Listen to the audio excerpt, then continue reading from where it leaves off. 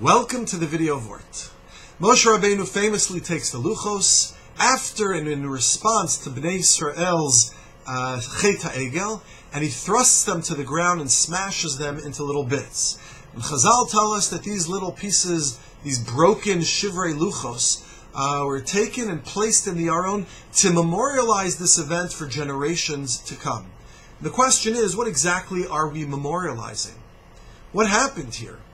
Some Mefarshim suggest that Moshe Rabbeinu was acting in a state of great emotional angst, and he was overcome by his emotion. He couldn't hold himself back, and he destroyed the luchos. That doesn't seem to be something worth memorializing. Others suggest that Moshe Rabbeinu was weakened by the shock and the dismay and the despair of what he was watching, what he was witnessing with Klal Yisrael, and as a consequence he drops the luchos in essence. And that also doesn't seem like to be much worthwhile to memorialize for generations to come. However, there's a whole group of Mefarshim who suggest that Moshe Rabbeinu, in smashing the luchos, was actually attempting to do something positive for Klal Yisrael. So this was some type of instructional experience that he was demonstrating for Bnei Yisrael. Perhaps it was to show them the gravity of the matter, that by smashing the luchos, to show them this is serious stuff that we're involved in here, and you have to take stock. And so Moshe Rabbeinu attempts to instruct them in that way.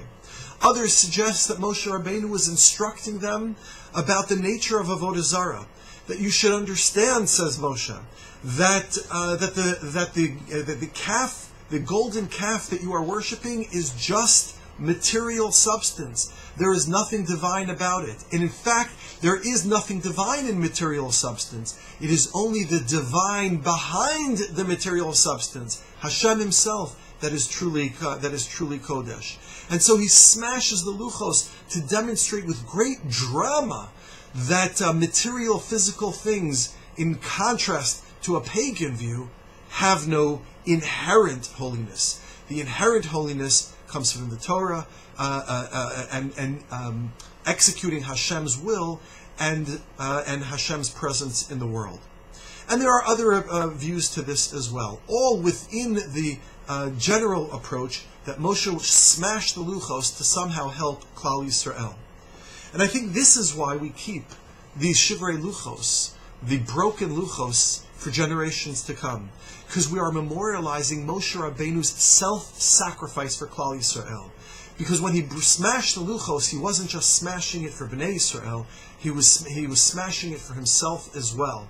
He could have taken those whole luchos and walked away. Hashem suggested that they start all over again. But Moshe Rabbeinu said, no, I am going to cast my lot with the Jewish people. And he smashes the luchos in order to somehow help the Jewish people recover and reconstruct and transform themselves out of their terrible state. And this is why we keep the shivrei luchos, to memorialize Moshe Rabbeinu's self-sacrifice and commitment to Klal Yisrael. May we follow Moshe Rabbeinu's model in our own lives. Good Shabbos.